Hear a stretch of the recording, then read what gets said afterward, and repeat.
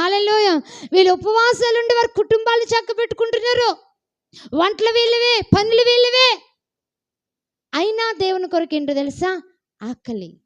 దేవుని కొరకు దప్పిక. వారు శారీరకంగా తినే భోజనాన్ని పూర్తిగా విసర్జిస్తున్నారు.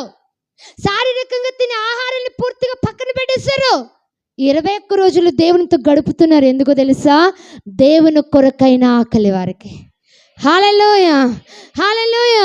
దేవుని కొరకైన ఆకలి, దేవుని కొరకైన దప్పిక.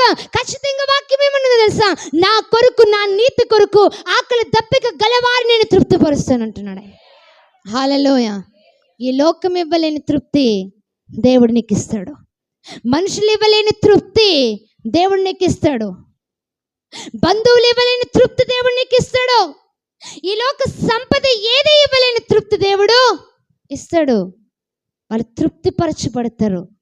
ఏ విధంగా అయినా దేవుని కొరకు నువ్వు ఆకలి కలిగి ఉంటే, దేవుని కొరకు నువ్వు దప్పిక కలిగి ఉంటే, ఆయన నీతి కొరకు నువ్వు ప్రాకులాడుతూ ఉంటే, ఆయన నీతి కార్యాలు జరిగించుట కొరకు ప్రాకులాడుతూ ఉంటే, ఆయన నీతి కొరకు నువ్వు ప్రయాసపడుతూ ఉంటే, దేవుడు అంటున్నాడు, నేను నిన్ను తృప్తిపరుస్తాను. హల్లెలూయా.